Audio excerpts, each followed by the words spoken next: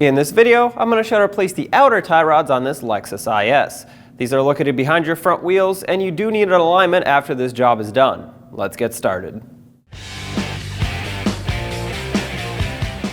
With the vehicle safely raised and supported, use a 21mm socket and remove all 5 lug nuts and then pull the wheel off.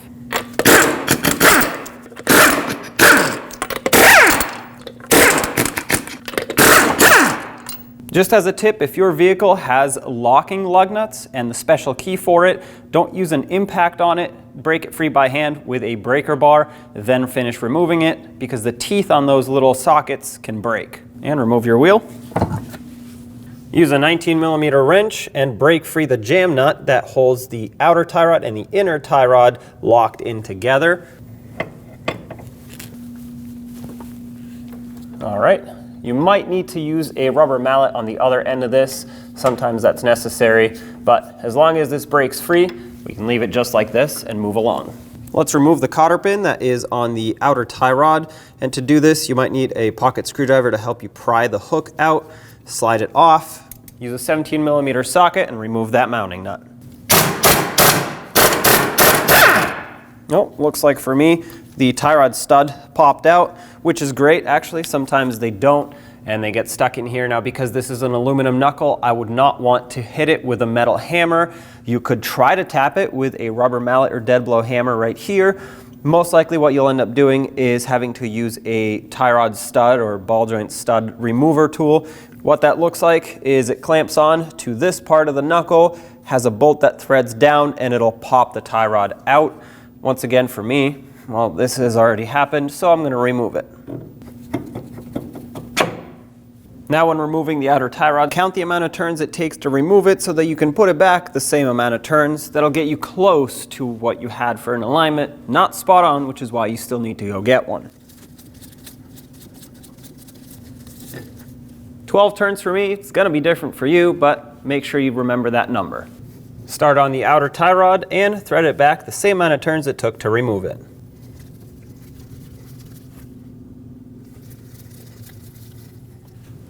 That's 12 turns for me. And now bring the jam nut closer. Now bring the knuckle over, put the tie rod stud back through it, and install the mounting nut. Snug it up. Torque this to 48 foot-pounds. This is not a castle nut. If your tie rod for some reason has a castle nut, continue tightening until the next slot lines up if it doesn't already, so you can put that cotter pin through.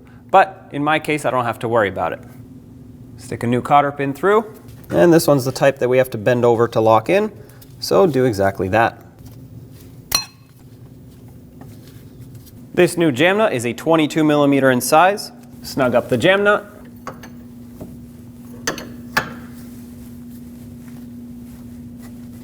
All right, and then bring it back so the outer tie rod is even with the knuckle, not at a severe angle.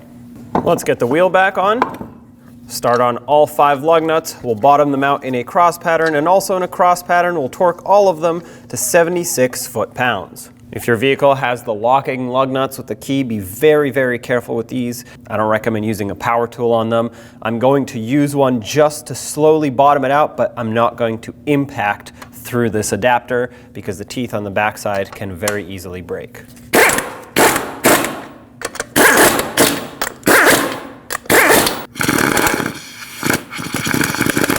Once again, 76 foot-pounds in a cross pattern.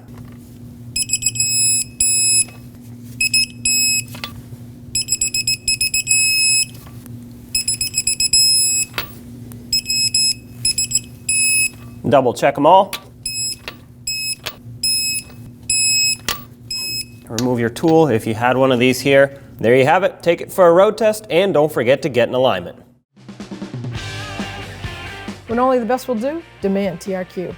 The only company that lets you view before you do. TRQ is committed to offering the highest quality aftermarket auto parts that are engineered for peace of mind. Thanks for using and viewing with TRQ.